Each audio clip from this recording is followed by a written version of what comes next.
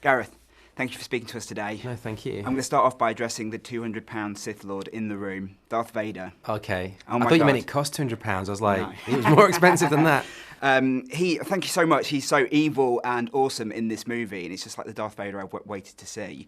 Outside of the original trilogy, did you look to any other sources to how to portray him on screen? Obviously, I have to keep certain things like spoiler-free, but there were definitely influences on the film in general. There was, what I would do when we first started is I'd get all my favourite films or films visually that I think, you know, might feel like Rogue One, and that included, there was a lot of Kurosawa in there, a lot of samurai films, and war movies, obviously, things like Apocalypse Now and The Thin Red Line, Blade Runner and Alien, and essentially a lot of things from like the 60s and 70s, and because it felt like doing a period piece in some way doing this movie. It was like we wanted it to feel like it was, there was nothing in the film that couldn't have been done like in 1977 in terms of the production design and the graphics and things like that. And the facial hair.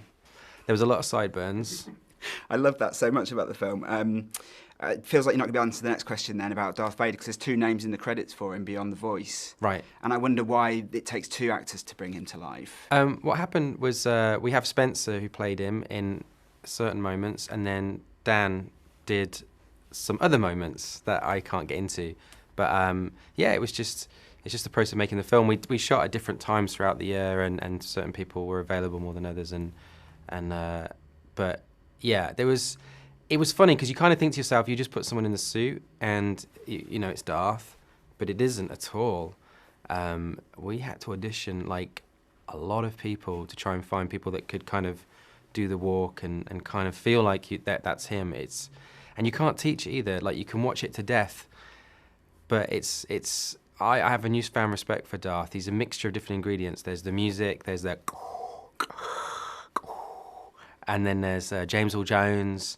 There's the design. The original helmet was done in clay, and obviously nowadays you do everything in a computer, so we put all the fingerprints back in to make it feel like the original more and things like that. And it's only when you get everything combined that it's Darth Vader. If one thing's missing, it just felt wrong. Let's move away from Darth then. Let's talk about the rest of the cast, because you've got an amazing cast and it's so diverse, so good to see a different Star Wars to what we're used to. Was that important to you from the start in terms of diversity?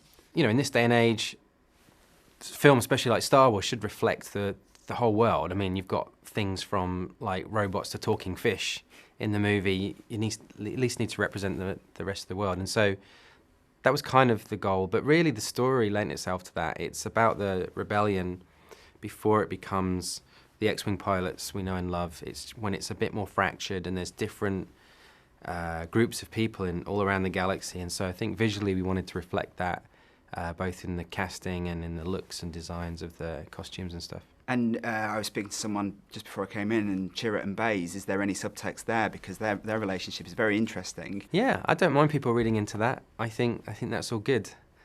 Who knows? You'd have to speak to them.